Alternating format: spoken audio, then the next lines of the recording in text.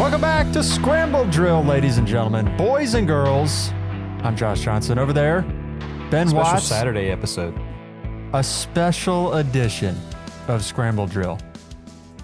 There was so much news, Ben, that we had to do a whole nother episode because it could not be contained in one episode. Much to speak on. And like all the major, I guess the biggest ones, quote unquote, are done. Like Kirk and we talked about Saquon and Jacobs and all them. But like a whole nother wave hit on like Thursday night. Just mega stuff. Yeah, I mean, the receiver stuff kind of solidified itself. There was a lot of questions about where receivers would go. I think a lot of teams figured because there's so many good prospects in the draft that they could kind of just wait and see. But even still, a couple dudes got broken off. So, Calvin Ridley. I don't know. A lot of stuff shook out. There's a lot of different things to get into. We have, of course, because it is us, we definitely need to have a bit of a therapy session about one Justin Herbert. That's going to happen. In fact, why don't we just lead off with this? You want to lead off with Herbert?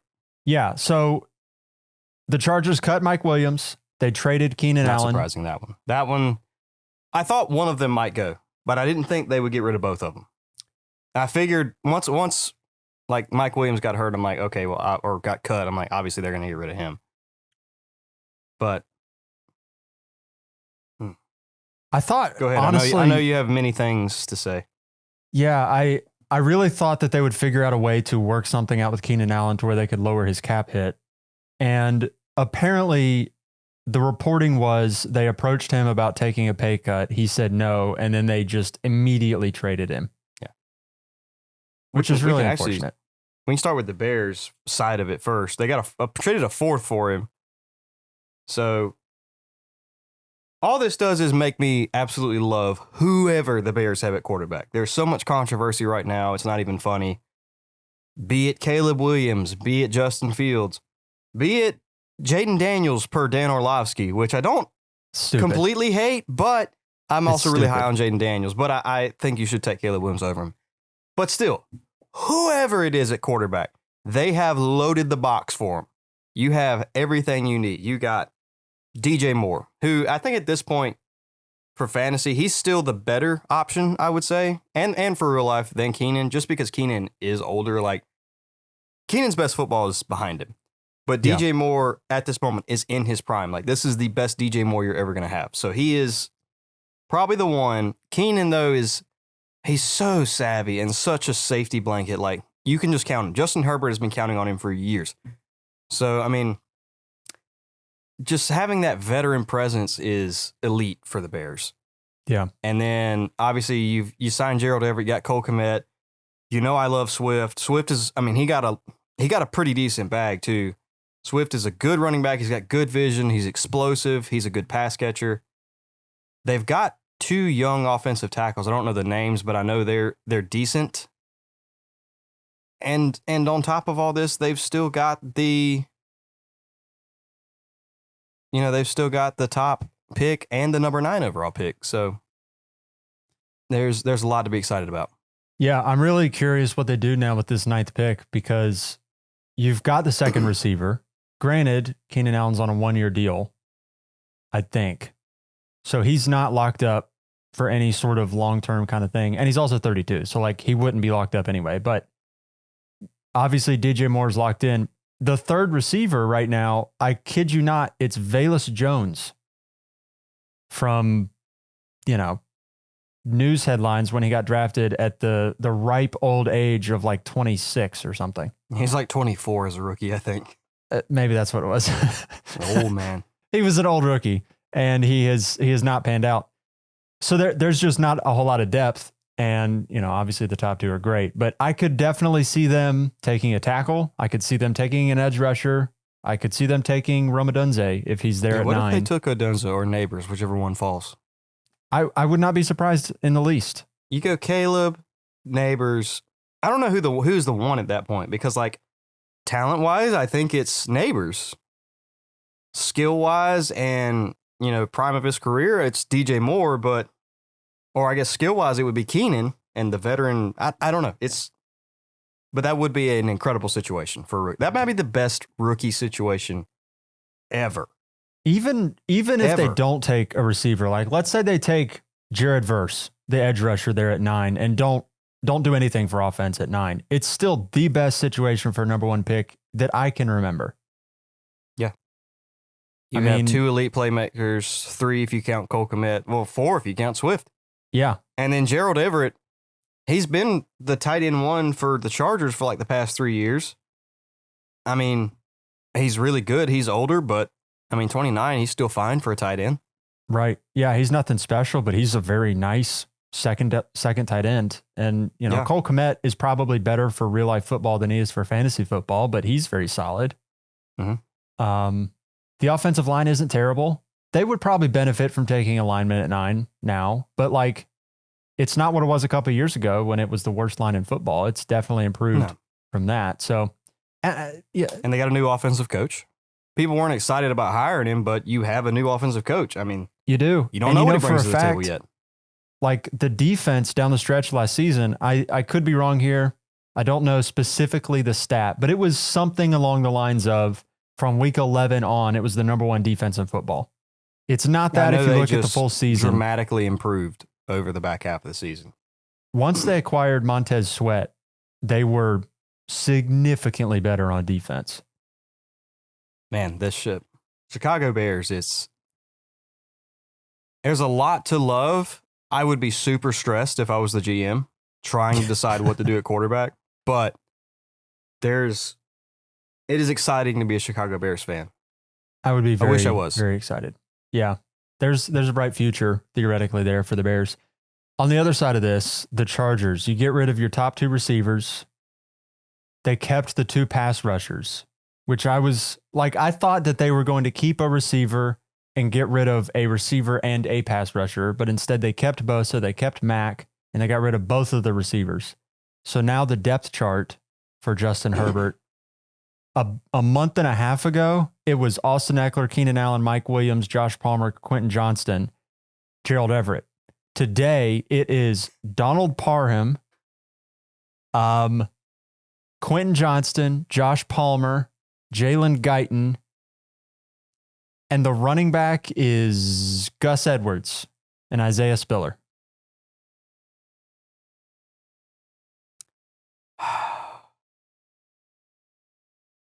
I mean, it does present like what we were scared of.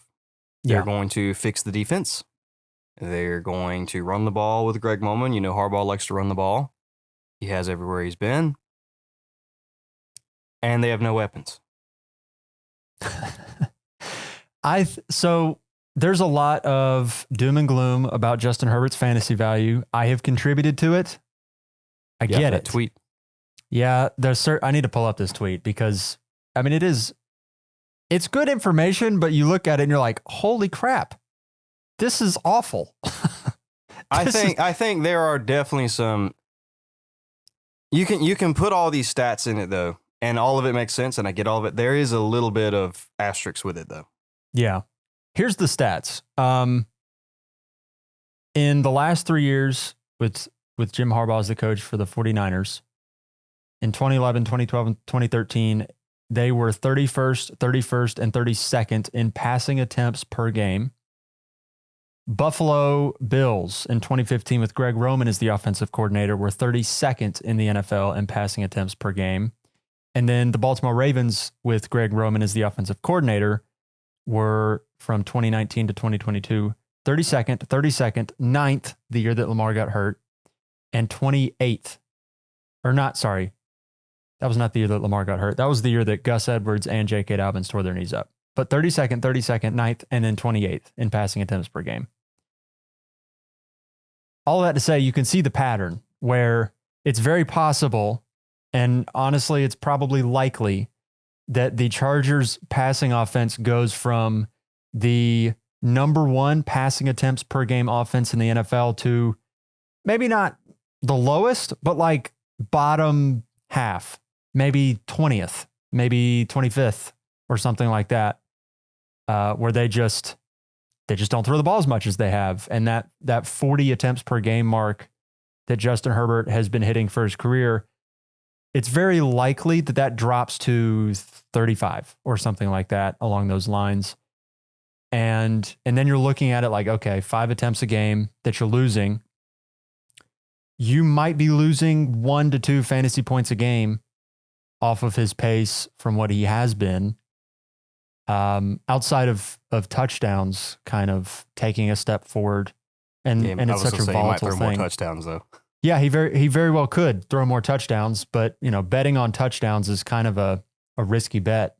So you're just looking at it like, okay, on paper, they're going to run the ball more. Certainly, there could be more touchdown upside than there has been in the past, but at the same time, betting on such a volatile thing like touchdown production is not a smart bet historically. So there's a lot of unease about Justin Herbert in dynasty circles. There's also a pushback, though, where people are saying, hey, if you're freaking out about Justin Herbert, he's awesome. Just go buy him at his sunk cost. And I understand both arguments. So I don't know how to feel, I guess, is where I'm going with this. I know you and I both love Justin Herbert as a player and as a fantasy producer. We have been Justin Herbert truthers the entirety of this podcast, but there are lots of reasons to be scared. There are lots of reasons to be scared. I get all of them. I also, even my own, I guess, rankings / feelings, I've always viewed Justin Herbert as a high-end QB1. I still do for Dynasty. He probably drops a slot for me. I think he falls behind Lamar for sure. You could make a case for Anthony Richardson or CJ Stroud over him. I get those arguments. I still would, I don't know.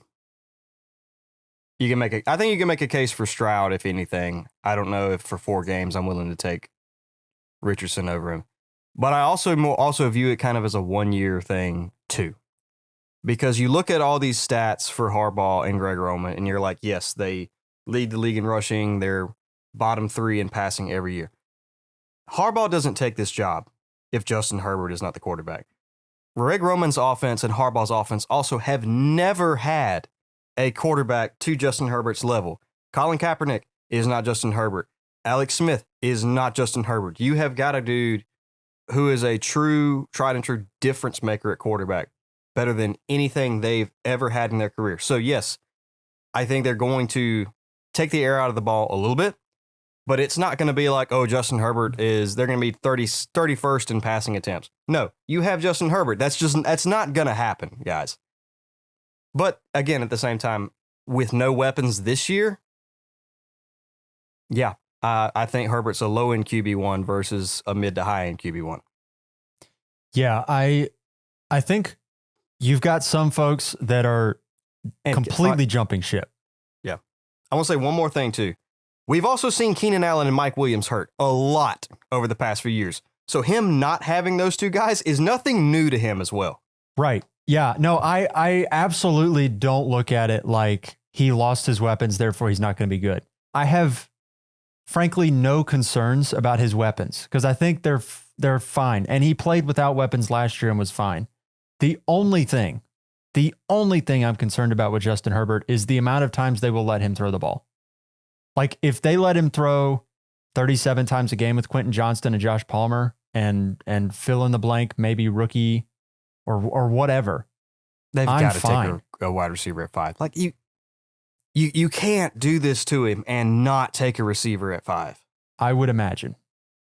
I would hope and imagine that they take somebody at 5, but I could also see them trading back and maybe not getting one of the top 3 elite receivers, but getting one of those next tier guys like an A.D. Mitchell or I don't know, fill in the blank. Gross. Yeah, it's just not what we Neighbors, want, guys. Just take Neighbors. If they took Neighbors, Neighbors, easy answer. It would be no concerns from me. And honestly, there's still, even if they don't take a receiver, even if they wait until like the 3rd round and take like Roman Wilson or somebody, I'm not concerned about the weapons. I am only concerned about they want to run the ball so much that Justin Herbert just loses like a little bit. He loses his fastball, I guess, as it were, for fantasy. And he drops from 21 fantasy points a game to like 18 and a half, 19, to where he's still very good, but he's like, instead of being a top 5 quarterback in fantasy. He's like the QB 8 or 9 or 10. And it's just, he's really good, but he's just not producing at that elite level anymore. I mean, I do think that there will be more scoring opportunities. The offenses have not been efficient the past 2 years with Brandon Staley there and his analytics. But that's true. His so analytics. Herbert's throwing the ball 50 times a game, but realistically, there aren't that many scoring opportunities. Like you had the 1 year where Austin Eckler scores 28 touchdowns, and then last year was just insane all over the place for the Chargers, an absolute debacle. So the scoring opportunities have been really weird and really volatile there. So I think those really stabilize.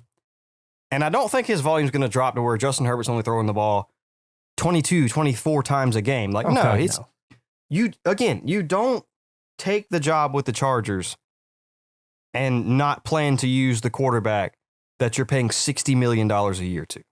Right. Yeah. Justin Herbert is looking going at it. Yeah. I'm just looking at it like he might go from 40 to 35, which is still, we're looking at 35 attempts a game being like 14th in the NFL in attempts a game. I mean, I could genuinely see, and I know touchdowns are volatile, but with the efficiency of the offense and also a touchdown vulture like Austin Eckler not in the offense, I don't necessarily know what will happen this year because they have a lot of holes to fill and they have a lot of problems as a team. Yeah. But going forward, like I could see, his attempts will drop per game. But you could add like 5 or 6 touchdowns, maybe more, to his total every year. Like, oh yeah, you can knock 10 attempts off his totals every year. I'll take the 10 touchdowns versus the. Yeah. It certainly could happen. Don't hear what I'm not saying, that it can't happen. That's just one of those bets where it's like, you have to be a little shysty with it to be willing to bet on an increase in touchdowns. And I'll give you, it's probably going to be a little bit better than it has been. Like he's been at a 25 to 30 kind of ceiling for his touchdowns. Maybe that goes 30 to 35 touchdowns. And that's obviously a lot better, but I don't know. Maybe it comes out a wash. The touchdowns go up, the attempts come down, and it just ends up breaking even. And we all. In which case, I'm still in on Herbert. He's back to my QB5. Yeah, he's great. So I don't know. I think the parting takeaway from this for everybody is we don't care about the weapons. Like the weapons to me are irrelevant, which is really funny because I think I care a little. Like you get a receiver like Marvin Harrison or Malik Neighbors in there. Oh. That does change things. But I guess we've seen Keenan Allen and Mike Williams get hurt enough and Josh Palmer and Quentin Johnson having to play enough to where it's like, yeah, he can still be fine with those guys. Yeah.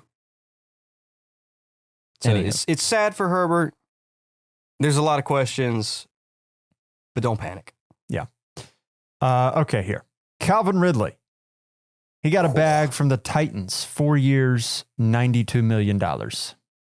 So the Titans will pay 29-year-old Calvin Ridley 4 years, $92 million, but they will not pay 24-year-old A.J. Brown 4 years, $100 million.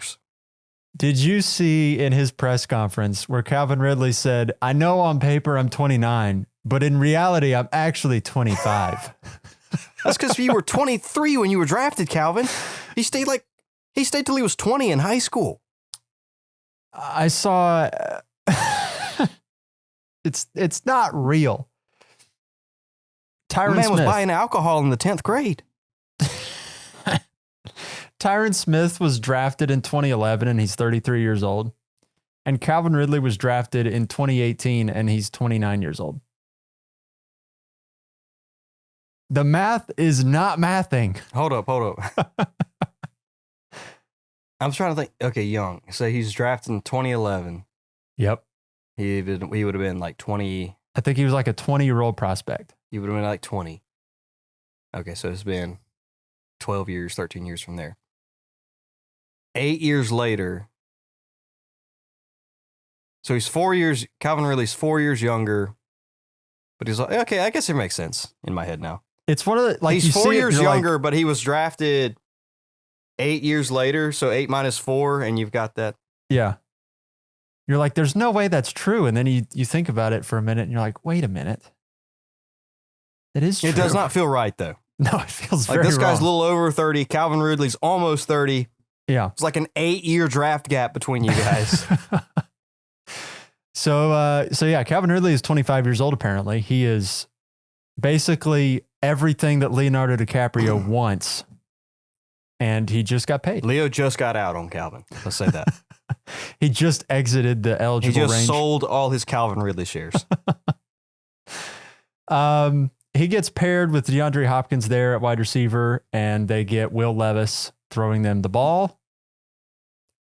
I don't know how you feel about these Titans weapons this coming season, but it's the sort of offense where if there was a condensed pie for the fantasy production, I might be in on one or two of these guys, but you've got Tajay Spears, you've got Tony Pollard, you've got DeAndre Hopkins, Calvin Ridley, and heck, you can throw in Treylon Burks as just an afterthought. Treylon Burks I don't is want dead, any guys. of these. Let it go. He's done. But I don't want any of these guys. I don't want Calvin Ridley. I don't want DeAndre Hopkins. I don't want Pollard. I don't want Spears. I don't think any of them are going to end up being solid fantasy producers this year, unless If there is a Will guy to Levis have, is a it's lot Ridley. better. Ridley is the guy to have of all of them. Hopkins is like 33 years old. I'll be honest, the running backs don't excite me at all. No. Like I know they're going to get touches, but Tajay Spears was shaky at best.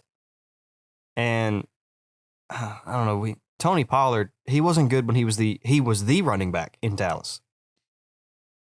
He was okay. I don't know. It's weird. I will say this. They do have, what's the guy's name? Is it Callahan, I want to say?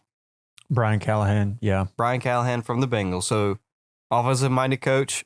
They are paying Calvin Ridley a lot of money.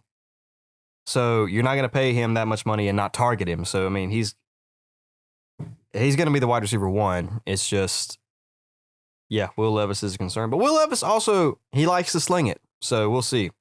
I did see one thing where they said that Calvin Ridley, he liked the Titans as a landing spot because they were going to let him run a full route tree, which is, I thought was weird. So, like, the Jaguars weren't then? No. Like, he was only running certain stuff with them. Yeah. So what was interesting about this, and it is a good point, with the Jaguars, he was sort of locked into being the flanker or the Z receiver for that offense. So he was never like the main outside guy. And Calvin Ridley is really effective from the slot, but they also had Christian Kirk, who was their primary slot receiver. So like you had a bit of a redundant skill set from Calvin Ridley and Christian Kirk. And so they hurt each other. Calvin Ridley really would benefit from playing flanker, playing Z, but also playing slot. And I think you would see more consistent production from him if he did get more slot snaps. Going over to the Titans, DeAndre Hopkins is the X. So that's taken care of. And for the Jaguars, it was Zay Jones. Once Zay Jones got hurt. And Treylon Burks is not a slot guy. Right. He's a big dude. He's a big dude. He's kind of a big slot, but he's not going to be their primary slot receiver now that they have Calvin Ridley. Calvin Ridley will be the slot. He will be the Z. He'll be the flanker or whatever. Which I guess I'll say I like for that reason, because like he can kind of play that Tyler Lockett JSN role. Now I know JSN, people like, oh, JSN was gross. I'm like, yes, but Tyler Lockett's there. It's a similar Ridley and Christian Kirk situation. But like when you've got that one guy in that role, it's such a fantasy relevant role because it gets all the, especially for PPR, I guess. It's just that yes, he's going to catch the ball all the time. He may not get 100 yards every game, but he's going to have 8, 7, 10 catches. for sure. Yeah. The stat lines will shift a little bit. But Calvin Ridley has shown that he has the ability to make big plays happen. So, And Calvin, even still, as I'll say this too, when you're talking about DeAndre Hopkins there, we've seen Calvin dominate. Now, granted, it was with a good quarterback, but we have seen him dominate with excellent receiver, with Julio freaking Jones on the other side, okay? Yeah. I think he does benefit. And maybe a lot of this comes down to how good Will Levis ends up being. If Will Levis is decent, these receivers could be pretty solid and may end up being values. I don't personally believe Will Levis is a starting NFL quarterback, and I could be wrong. I just don't believe that yet. I haven't seen anything that really indicates that. Maybe Brian Callahan kind of unlocks him. I guess. Yeah. He also was pretty pedestrian for the most part. He had that one game, though. That's why I added the I guess. Yeah. It means like, I don't know. I don't know. I haven't seen enough from Will Levis yet, but I guess it's a bit of a coin flip there. So you could end up on either side. Maybe you buy Calvin Ridley and it comes up aces and you're like, yes, I have a stud fantasy producer. I guess that could happen in theory. Let's see. Marquise Brown goes to the Chiefs. 1 year, $11 million. I like this one. I think this was the worst kept secret in all of free agency. Yeah. You said it was a 1 year deal, right? Yeah. I'll say this. I'm also not going to be that crazy person who like, oh, he's now Tyreek Hill's role. I'm like, no. Marquise Brown is now like a wide receiver 3 for fantasy. Yes. But I think he fits the need in that offense perfectly. Like, he is the best possible person they could assign. Like, I think Mahomes began to trust Rice really towards the end of the season. So this is good for Rice. Rice doesn't have to be a true wide receiver 1. This is really good for Travis Kelce. Really good. It opens up that middle of the field. Because you open things up. And Marquise Brown, he can run a full route tree. Like, he is not just a deep threat, but like he can run a full route tree. He's, obviously extremely fast, so he can push a defense down the field, which Mahomes really didn't have last year. Not saying he's going to be the Tyreek Hill and like catching deep balls every game, but Mahomes needs something that he can trust downfield. And Marquise Brown is, he might be as good as Rashee Rice. He might be the best receiver on the team as it sits. I don't know. But it fills the hole that offense was desperately lacking last year. Yeah, I think this very possibly could be the sort of deal where it helps them out for real life more than it helps out Marquise Brown for fantasy. There will be a lot of people that Marquise Brown ain't about to have 1,500 yards with Patrick Mahomes. It ain't gonna happen. Right. I've got him down for like 950 yards. Where he's going to be decent. The Juju role. He's a better Juju Smith-Schuster. Yeah, and I think he's probably got better touchdown upside.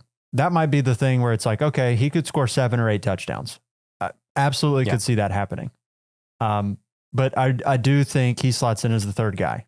And it's also very possible that they add another receiver in the draft at 32. So maybe they go add Xavier Worthy. A.D. Mitchell could be there. Xavier Legette could be there. Ladd McConkey. Troy Franklin might be there as well. There's a lot of these guys that could kind of eat into what Marquise Brown's ceiling could be. And honestly, it would make it a little bit of a convoluted mess in terms of that passing pie. But we do know one thing for sure. Rashee Rice, he's locked in. Travis Kelce, he's also locked in. And then you sort of have to figure out how it filters itself out from there on. Great for Mahomes fantasy. Oh my gosh.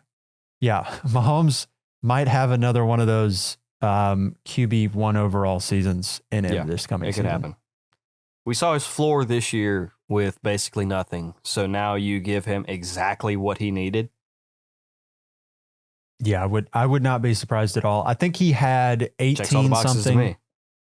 To me. Yeah, I think he had 18 points a game this past season.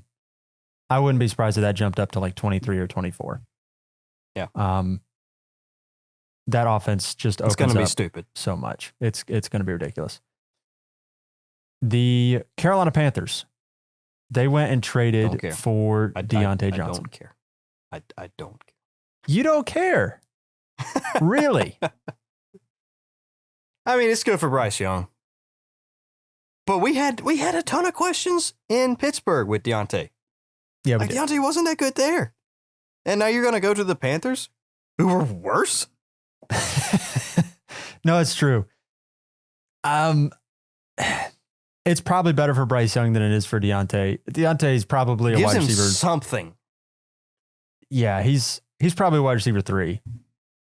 But do remember this: Adam Thielen sort of took fantasy football by storm there for about a 5 or 6 week stretch when he was getting hyper targeted by Bryce Young. This is true. Is Thielen still there? Yeah. Okay. He is a year older. I think he's 34 now. It's old dude. He's up there. He's on AARP in terms of wide receiver years. He's a crafty old man. He's not a crafty vet. He's a crafty old man. An old feller. Yeah. Yeah. I mean, Deontay is exactly what the Panthers needed, though. He's a separator. He always ranks in the top 5 in separation in the NFL. And also in drops. That too. I didn't say anything about his hands. You notice that. It was just, he gets open. Bryce Young needs desperately somebody who can get open because they have Terrace Marshall doesn't really get open. Jonathan Mingo sucks. Did Terrace Marshall even catch a pass this last year? He caught a few. He's a jump ball guy. He does not separate. He just mosses people. He was only good because he was playing alongside Jefferson and Chase. So like Exactly. they just couldn't cover him. Like we don't have a choice. We have to leave him uncovered. Right. And he could dunk on people. Yeah, no, he's Terrace Marshall. I remember when he was the hotness coming out and it was like, dude, I was excited about Terrace Marshall. I know. Like, he's big, fast. He had 1,000 yards with Chase and Jefferson. We're like, oh, he was just the odd man out. Like, he was big and fast, and we have to cover Chase and Jefferson. Right. Yeah, they were like Clyde Edwards-Helaire, Thaddeus Moss, Chase Jefferson. Yeah, sure. Terrace Marshall, you can have 70 yards. We're not worried about it. That's okay. He can beat us. Those two guys can't. Right. And those two guys still beat you, but. Yeah, you couldn't stop it. Derrick Henry signs with the Baltimore Ravens. Oh. How high are you on Derrick Henry right now? Just for 2024, I won't even poach dynasty value because he's an old man. No, that's not fair. There's not even a conversation there. I'll put it to you this way. I will be dangerously excited about Derrick Henry as a Baltimore Raven. Yeah. I guess he's in the top 10. He still scares me in the top 10. I'll say that. Like, I've got him the at same 12. as usual. I guess he's borderline top 10. You can put him in or out. I don't really know, but it is only, he's going to be touchdowns. Like, I could see him getting 100 yards rushing, but he's got to score touchdowns. And I mean, if you've looked at Gus Edwards the past 2 years, at certain points in every season, Gus Edwards is like the RB3. We're like, what the heck is going on? Oh, he's got 9 touchdowns. Yeah. So I don't know. It's weird. He's gonna be one of those. I don't want to trust him as my RB1 though, because like, can he? He was everything in Tennessee. He was all they had. They still do have Lamar and Andrews and everything. So, which is great for the Baltimore Ravens offense as a whole. It's good for Derrick Henry too. I'll be honest and say that. But if he's not scoring touchdowns, I'm worried.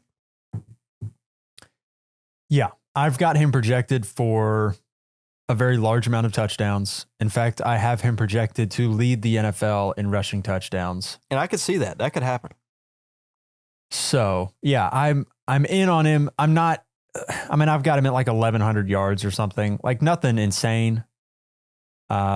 And also Lamar Jackson is going to get a lot of rushing as well. But the one thing we do know about the Ravens offense is when they get into the red zone, the running back is going to score the touchdown. Lamar Jackson he's out of the game plan. Yeah, it will not be Lamar. So no, Derrick Henry is going to have a lot of opportunities to score touchdowns this year.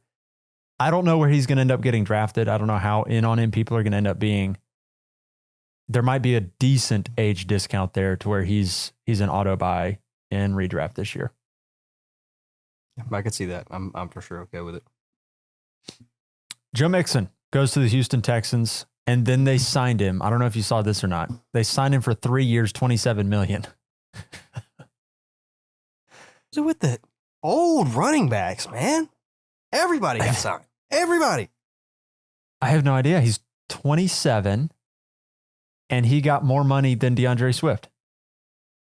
I will say this, and I think it is interesting. I was listening to the Fantasy Footballers, and Andy Holloway said that this was a case study in draft capital for running backs. If you are not a highly drafted running back, you can be replaced at any time. Look at all the vets that were signed this year. If you don't have day 1 or 2 capital, it can be it. Like and it didn't happen this year, but would any of us have been shocked if the Rams signed somebody? Nope. Would we have been? No, we wouldn't have been.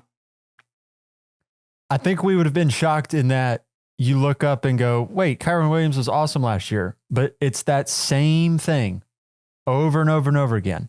If you don't have draft capital, if you don't have team investment, the team can add in competition that can just hamstring your production. And it happens quick. It happens in the blink of an eye. It has to be, there's so few cases of it, like Austin Eckler. Like, he was an undrafted free agent, but he was so incredibly good, you didn't have a choice. Like, he was a top 5 running back in the league, period. That's why he would get signed. But those cases are so few and far in between that draft capital matters so much for these guys. Yeah. Not to say Kyron Williams can't. I mean, he was a top 5 running back last year. Not to say he can't continue that, but just remember that. This is why these guys are scary.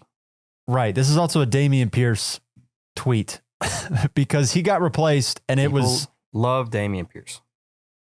Yeah. And he was good, but he had no team investment, and he got replaced by Devin Singletary, and then he got doubly replaced by Joe Mixon. Yeah. Devin Singletary still has a job. Yeah. He's a Giants starter. Yeah. Yeah. So, and Mixon, I mean, he was an early 2nd round pick. He produced. I don't know. I mean, I'm still very surprised he got all paid. These veterans got signed. Everybody. Even the guys we weren't expecting. Mixon, I mean, Jones, Jacob. I mean, I guess we knew Jacobs and them would like. But, I mean, the guys, I'm high on Swift, but the general consensus has not been high on Swift. Like, he got a lot of money, like all these vets did. Yeah. It could happen quick. It could happen real quick. Do you have any convictions about Joe Mixon as the Texan starter this year? I will be honest, I don't like him any more or less than I did. He stays the same for me because, like, we wanted a running back to the Texans, but, like, you got to think, he was on the Bengals. The Bengals are already an incredible offense. So this really doesn't move the needle for me either way. He's going to another really good offense with a great quarterback and great receivers. It's not the same situation, but it's the same type of situation. It's a team that wants to throw the ball, that has a really good quarterback and really good receivers. And Joe Mixon's going to have touchdown upside, but it's not going to be a rush-focused offense. So, yeah, I've got him at 17 right now. Still very solid, but like not. He's exactly where I saw him. Like, is he scary on the Bengals offense? Sure, because the Bengals offense is really good. Is he scary on the Texans offense? Sure, because the Texans offense is really good. Yeah. And two, with running back rankings at this point in the season, you're projecting health. So like me ranking Mixon at 17, if he stays healthy, he's probably going to finish at like RB11 because 5 or 6 guys are going to have serious injuries and just disappear. Yeah. So I guess that goes in here. Like we rank a guy, but it could be plus or minus like 6 spots depending on injury. Yeah. Yeah. Oh man. Let's see here. Let's go Darnell Mooney. He signed with your Atlanta Falcons. Falcons have, so you can say what you want about the Kirk contract. It's a lot of money. But overall, I think we killed it in free agency. We're missing a quarterback.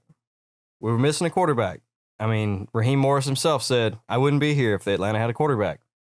So we went and got one. We got a proven guy. A guy who has run offenses successfully for years.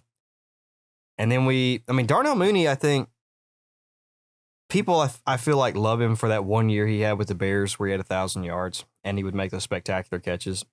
That's out of the picture. But he also fills the one void that the offense, I feel, was lacking. Is Kyle Pitts and Drake London can do it from all over the field, but they need a guy who can stretch it and open things up for him, which is exactly what Darnell Mooney can do. So I love it for London. I love it for Pitts. I love it for Cousins. I love it for the offense as a whole, just to improve it. Yeah, it was one of those moves. And I said on the last episode, I was like, y'all should go get Xavier Worthy, somebody who has the exact same skill set that Darnell Mooney has. And instead of drafting a guy, they said, let's just go sign Mooney. Yeah, I mean, We also got another fast guy, too. Who's the other fast guy? We traded Desmond Ridder for Rondale Moore. Oh yeah. From the Cardinals. I forgot Rondale about Moore is that. really fast. He's tiny, and he's an A-dot king, but he is really fast. I forgot about him. I forgot I he can't remember existed. the last time Rondale Moore caught a pass beyond the line of scrimmage. Dude, But you know what? it was like, I like that too. yeah, Like we got a guy who can operate around the line of scrimmage. Like Kyle Pitts and London are going to dominate the middle. yes. Yeah. Get Mooney down the field. Just let Rondale run those screens and little crossers.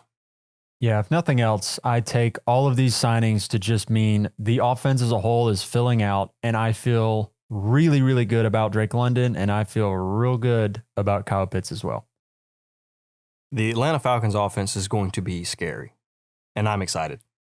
Yeah, it's going to be quite good. Okay. The Bills And Desmond Ridder's signed gone, Curtis which is great. Samuel. Do what? And Desmond Ridder's gone, so that's great. Oh, yeah, he sucked. Bye-bye. He was so bad. Everything is just a person, Desmond, but it hurt my soul watching him. He was so bad. Curtis Samuel to the Bills. Shakir truthers cry out in pain. Yeah. Yeah. I think there were like 3 Shakir truthers, and they are now. There's a few of them. They're like, Khalil, you've been stashing them for a few years. I mean, he's just okay, guys. Yeah, he's fine. I mean, I guess I think this is a really underrated signing in that, and maybe it's properly rated. I don't know. It just feels like he's a solid player, and he doesn't impact any of the roles aside from Shakir. But Shakir was kind of a deep throw or a deep whatever, a very big roster sort of diamond in the rough. He was not going to start on like a start 10 lineup, so nobody cares about that. He's not going to disrupt Kincaid. He's not going to disrupt Diggs necessarily. I think he just sort of, it's another thing like the Mooney signing. He rounds out the offense. He fills a void, and they could still add another receiver to help out there. And 2, he had his big season. They definitely need to. He had Samuel had his big season. I think it was 2019 when Joe Brady was the offensive coordinator for the Panthers. So now being the coordinator for the Bills, that there's that kind of like interweaving a little bit as well. Yeah. Doesn't really change anything for me, I'll be honest. I mean, it's whatever. Yeah. That The boost for the Jets. offense as a whole a little bit. Yeah. A general boost. The Jets went and signed 2 new tackles in free agency. Thank goodness. Normally, you got I Aaron wouldn't Rodgers care. killed on like play 1. Normally, I wouldn't care about offensive lineman signings, but this was a situation where they needed offensive linemen in the worst way, and they got 2 good ones in Morgan Moses and Tyron Smith. They still could draft another one too, which is, I guess, almost expected at this point too. I mean, I don't know if this changes how you view the Jets offense. I just think it's probably going to be a little bit more, I don't know, good for I view everyone. it the same as I did last offseason with interested excitement. Okay. I hope it's really good. I want to see Garrett Wilson succeed. I'm okay. I don't have an issue with Aaron Rodgers. Breece Hall is going to be good regardless. Yeah. It's really just Aaron Rodgers needs protection so he can get it to Garrett Wilson. That's the only thing we're looking for here. Yeah, and Brees is probably going to completely dominate next year. Brees is going to be real good. If they can keep Aaron Rodgers healthy, and they even have a backup, like they have Tyrod Taylor, who's like a competent backup quarterback. So even if Rodgers gets hurt, Taylor can kind of keep things going for a couple games. Did they cut Zach Wilson or is he still on the team? I don't know if they cut him or not. I think they did, but I'm not 100% sure. He's not going to play either way, so moving on. No, I mean, he won't be on the roster regardless, but he's done. I can't remember what they did with Zach Wilson. I think they cut him. Okay. But honestly, I can't remember. Anyways, last couple pieces here. We got some quarterback signings or trades. I guess these are trades. Kenny Pickett got traded to the Eagles right after they signed Russell Wilson, which was hilarious. What this tells me is that the Eagles don't believe in Jalen Hurts. They're signing Kenny Pickett to be the starter. Exactly. Yes, Kenny Pickett, who has He's going to thrown... be like Nick Foles. Oh, he's thrown, what has he thrown? 13 Nick touchdowns Foles won a in Super Bowl. 3 years? What? How many touchdowns has Kenny Pickett thrown in 2 years? Is it 2 years or 3 years? Probably less than 20. It's 13.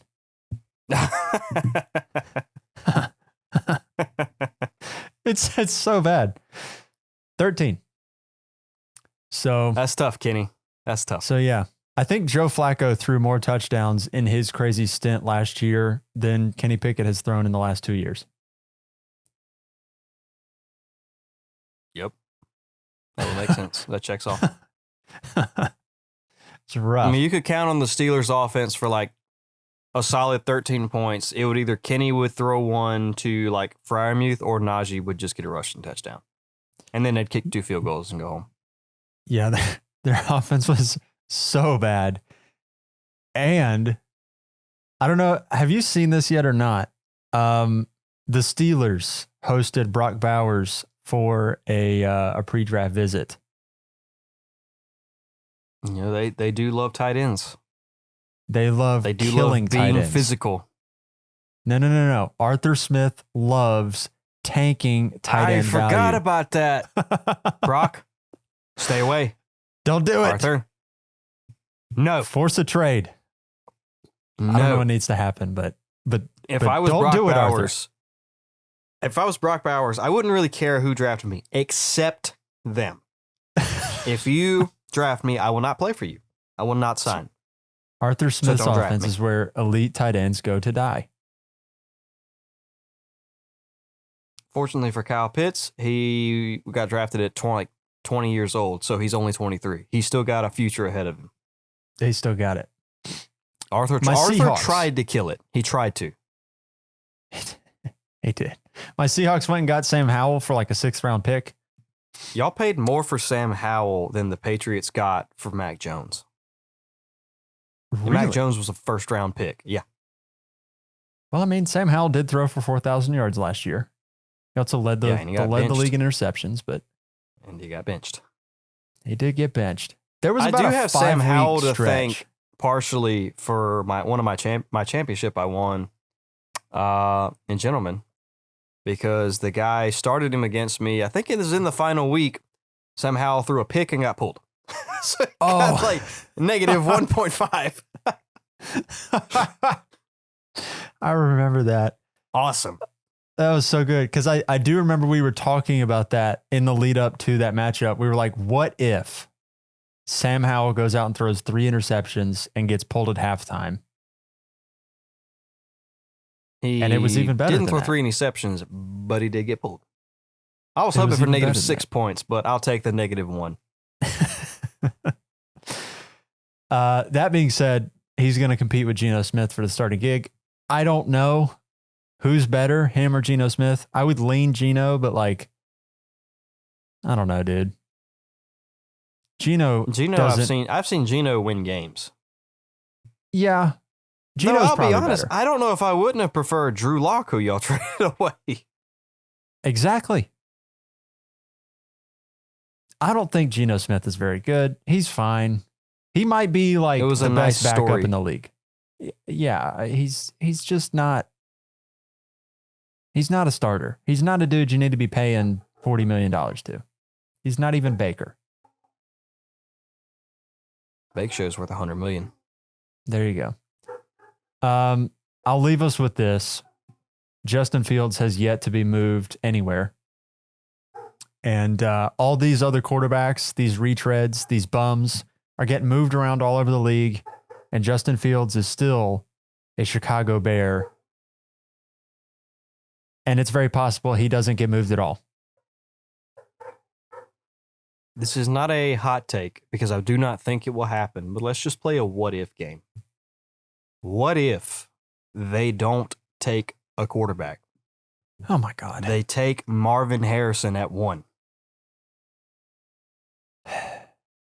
I don't want to live with the reality on Twitter that they passed on Caleb Williams and took Marvin Harrison Jr. I just don't want to deal with it. They won't. There's going to be so many insufferable people if they keep Justin Fields and don't draft Caleb Williams. I mean, at this point, if you're the Bears, you've passed on Mahomes, you've passed on CJ Stroud, you've passed on Bryce Young. You've passed on a lot of very good quarterbacks. You can't pass on another one unless you know that Justin Fields is a top 5 quarterback, which he is not. He is not. No, he's not. I mean, I compared his numbers this morning, just in a little fun exercise, to Russell Wilson's last year.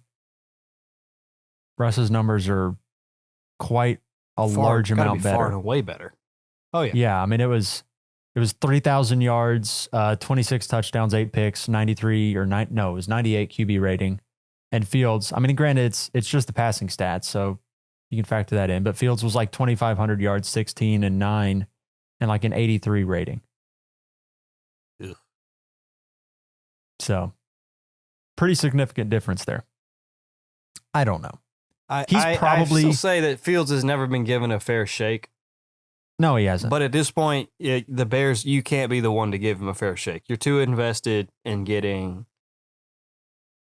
You have a shot. You know what, more or less what you've got with Justin Fields. You've got a shot to potentially take a next step forward and be a contender in a few years in the NFC with that does not have amazing quarterback play if you hit this quarterback pick. Right. For sure. Anything else? Any other news pieces? Has anything broken while we're recording this? Or nothing is broken that I've seen. Cool. Well, that'll do it for this one. We'll see you all, I guess, early next week. Second episode, I guess. We haven't been doing 2 lately, but this week warranted 2. This was a loaded week. There was a lot to get into. We'll see you guys early next week. I don't know what we're doing. It's probably something with prospects, probably something with Dynasty strategy. We'll figure it out between now and then. But we'll see you all when we do the next episode. Have a good one, everybody.